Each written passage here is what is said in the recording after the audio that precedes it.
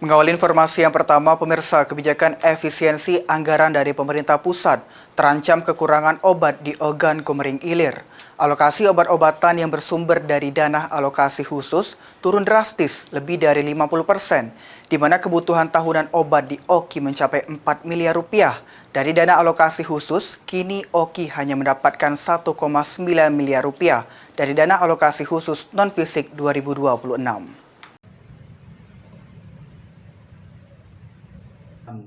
Anggaran.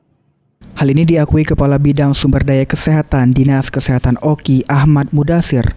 Menurutnya, kebutuhan obat-obatan untuk fasilitas tingkat pertama mulai mengkhawatirkan.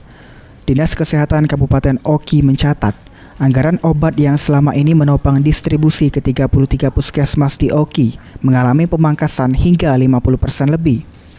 Saat ini, kebutuhan tahunan obat di OKI mencapai 6 miliar rupiah. Kebutuhan dipenuhi melalui 4 miliar dari dana alokasi khusus dan 2 miliar dari APBD. Namun, berdasarkan SK Peraturan Presiden terbaru, OKI hanya mendapatkan 1,9 miliar dari dana alokasi khusus non-fisik 2026. Artinya, masih ada defisit lebih dari 4 miliar rupiah. Untuk menutup kekurangan, Dinas Kesehatan OKI telah mengusulkan agar dibiayai dari APBD Kabupaten OKI demi pelayanan obat ke masyarakat tidak terganggu.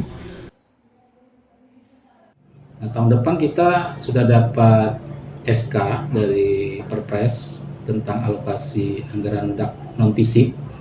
Untuk obat-obatan Kabupaten OKI kita hanya mendapatkan anggaran 1,9 M. Jadi turun berapa persen? Turun ya di hampir mungkin 60% turunnya, 50% lebih.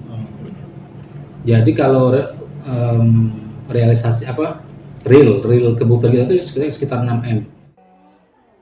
Ahmad Romawi, PAUL TV.